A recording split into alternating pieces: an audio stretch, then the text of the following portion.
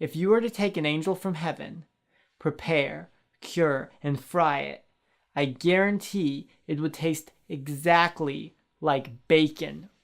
Okay, maybe that's a weird comparison, but pigs do kind of resemble cherubs, so it's not like a huge stretch. However, I think it's safe to say that we all love bacon, myself included. And that's exactly what got me into trouble one night a couple years ago. In college, I lived in a house with 6 other men. We called it the Forge because it was supposed to forge us into men of God. Although in reality, we were just a bunch of lazy jackasses.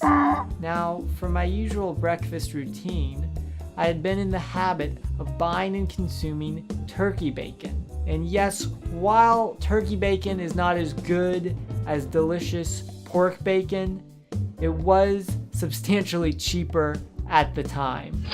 But one day, Publix had a buy one get one free on official, real, legit bacon. So naturally, I leapt at the opportunity to get the good stuff. But I had decided that this couldn't just be for breakfast. No, I wanted to prepare a dinner in the form of my favorite sandwich, the BLT. So one night when my sisters were in town, I decided to invite them over for a BLT extravaganza. Oddly enough, none of my roommates were home that night, which is weird because there were 13 of them. So my sisters and I began to prepare dinner. But as I dropped those hunky angelic slices of bacon onto the frying pan, I quickly realized something. Real bacon is a lot greasier than turkey bacon. Like a lot greasier. And the frying pan that we were using was relatively small. So the amount of grease that was accumulating was rather a lot. And it was spitting worse than 2 guys in a beatboxing competition.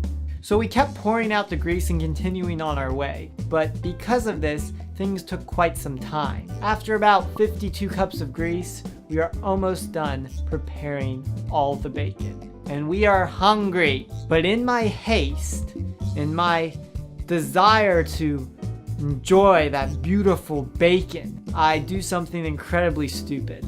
So basically what I was doing was preparing the little piggy chunks of goodness on a plate and placing them on different layers of paper towels so as to absorb all the grease. So I set the plate next to the stovetop, and as I was shoveling out the last few pieces of bacon, the paper towel area sort of touched the stovetop and caught on fire.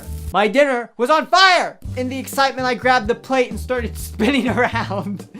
My sisters and I tried blowing on the fire to get it to go out, but that just made it worse. I turned to the sink to see if I could set it in there, but the dishes were piled so high there was no room. So my only option in that moment was to take the plate, flip it face first, throw it on the ground, and stomp on it with my feet. It was pretty sad. And just like that, all the bacon that we had worked so long, so hard to finish was down there. At this point, the entire room was covered in smoke, and I was honestly surprised that the fire alarm hadn't gone off. And even more strange was the fact that none of my 27 roommates were home to witness the mess. So as my sisters and I went through the cycles of grieving, we eventually got to bargaining, and we were trying to decide if it was a good idea to eat the burnt bacon off the floor. But we decided against it because my roommates and I, of which there were 34, never really ever swept or mopped or cleaned anything. As a result of this terrible experience, I have since learned how to properly prepare and fry bacon. But that night still haunts my memories.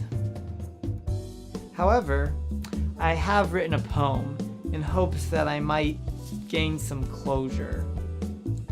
And I will read it to you all now. Pain, anguish, sorrow, I'll have no bacon today or tomorrow. For the piggies now face a terrible fate, a floor not cleaned since 2008.